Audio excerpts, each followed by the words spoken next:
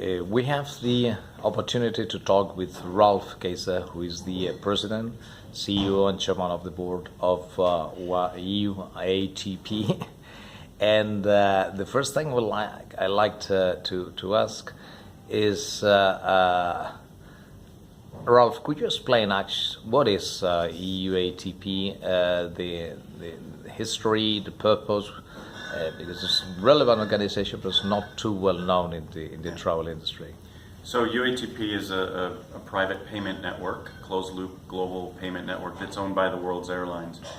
And we've been around for over 80 years, and what we do is facilitate B2B travel payments, mostly corporations who are the airline's best customers.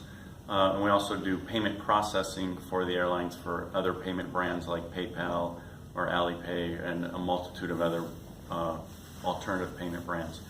So originally we existed to really help airlines get more business, moving from rail to air as a form of travel for business travelers.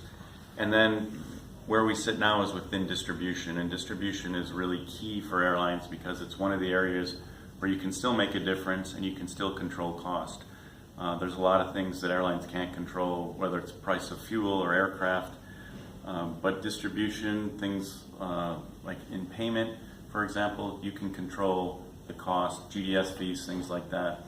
And so we run a distribution conference, which is why we're here in London, to focus on those issues and bring hopefully clarity and learning to the industry at large.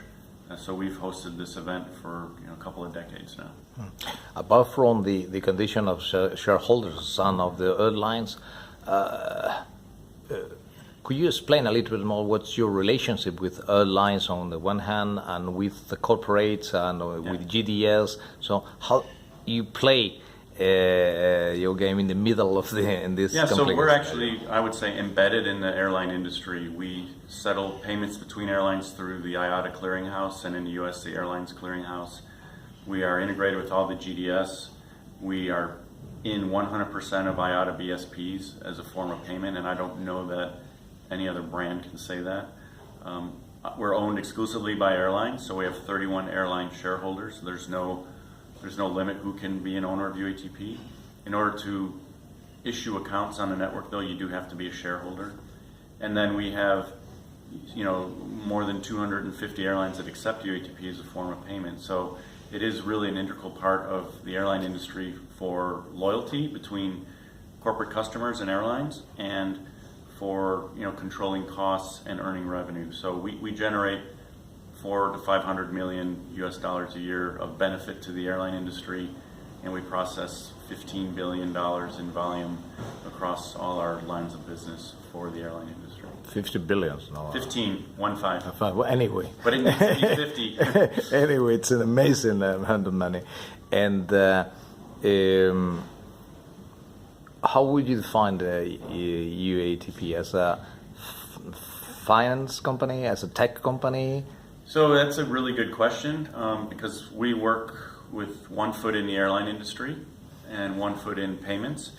I would say that we consider ourselves now a fintech type company because we develop products for airlines to use to enable faster, cheaper payments for them. And traditionally we hadn't always done that, but we found that we can get more participation, we can bring more value by developing our own financial products, some of which are patented, and then allowing airlines to use them at little or no cost in order to enable their business. Mm-hmm. What's your opinion about the entrance of these large tech companies like Google or Apple in the payment space? So if it's good for the airlines, we'll work with them. I mean, I know Google has a wallet, but we launched our alternative payment processing business about 12 years ago with PayPal. And PayPal is a well-known worldwide brand. It's bigger than some other card networks online. And it brings an alternative, cheaper form of payment to airline websites. And so it's good for the industry, and we enable it then for the industry. So I guess when you talk about maybe customer data and those type of privacy issues, there's concern. But in our world, in payments with the airlines, we don't have a big concern. We try to facilitate it. And as you have said, you have been working on this for many, many years. So for all the verticals, it seems to be something which is happening now while you have been working and improving and developing the solution for the last 10 years, which gives a lot of confidence to the clients. Yeah, so we're, because of where we sit in the industry, and we're not here to extract value out of airlines, even though, companies like the GDS are very important for the industry, but they also want to make money from the airlines, and we want the airlines to make money. And so we're a very low-cost tool for them to use to do that.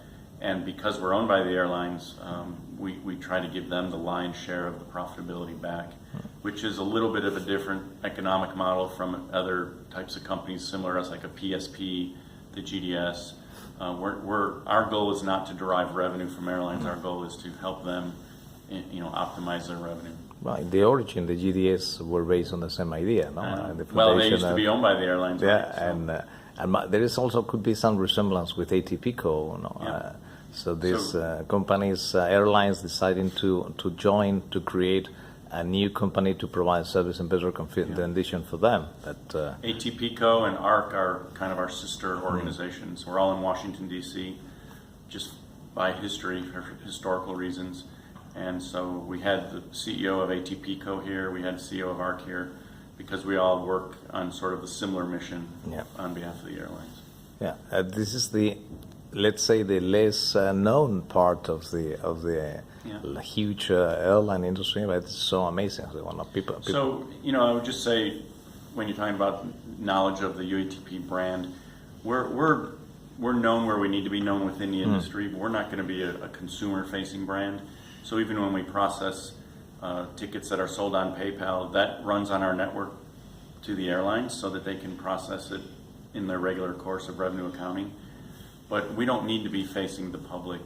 And in Europe, you'll know there's a brand called AirPlus, which is a Lufthansa card subsidiary, but that is actually the Lufthansa's UATP program. Right? So all the air purchased through AirPlus is on the UATP platform. And so other airlines brand their UATP cards differently, and it's all about their brand. Now, AirPlus is separate from an airline, but Air New Zealand has their travel card, which is the UATP program. Japan Airlines has a product called Passage, which is their UATP program. So we are happy to be the engine behind those programs, but it's really about the airline brand, not about our brand. Talking about Japan and Asia, I've seen that you have also a lot of penetration in the area with the Chinese and Malaysian companies. So you already were aware time ago of the I have importance. to say, China has been a real success story for us.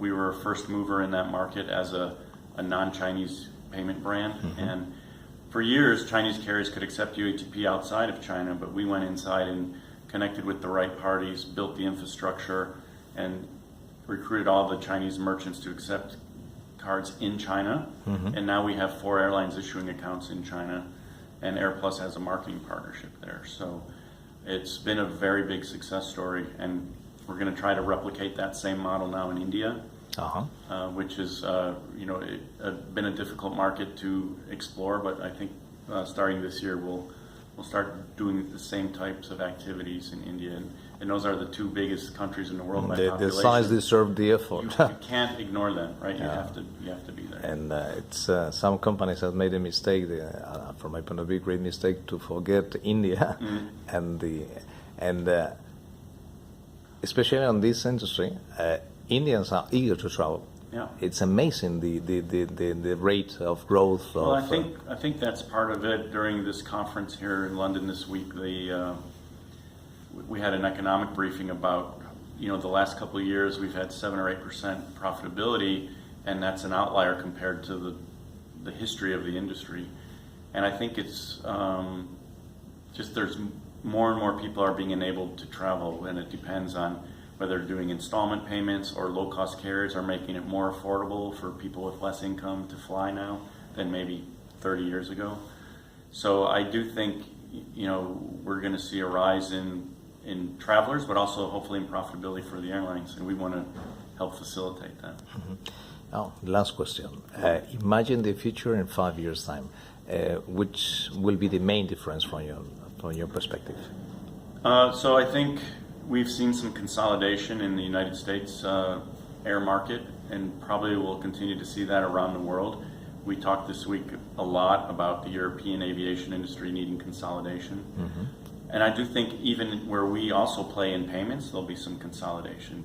We heard today that a company called Vantiv has purchased WorldPay, so now you have the world's largest global acquirer, right? And you're going to see, we've seen it with OTAs, getting consolidating, getting bigger, airlines doing the same, and I think even in payment. So in 5 years' time, hopefully there'll be very good solutions in the market and choice, but I think there'll be less players but bigger players with more capabilities.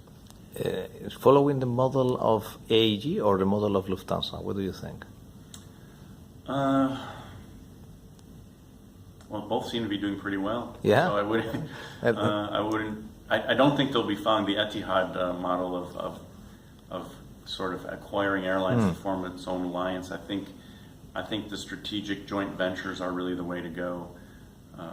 The alliances are important from a customer-facing marketing and connectivity, but the real business of running an airline is within the JVs. And I think you see what Delta's doing with, they had the Air France-KLM JV, and then they bought Virgin. They bought a majority share in Virgin Atlantic. Now they're going to connect Air France and Virgin too, so that's going to be a very powerful venture for all those carriers. They're all going to benefit.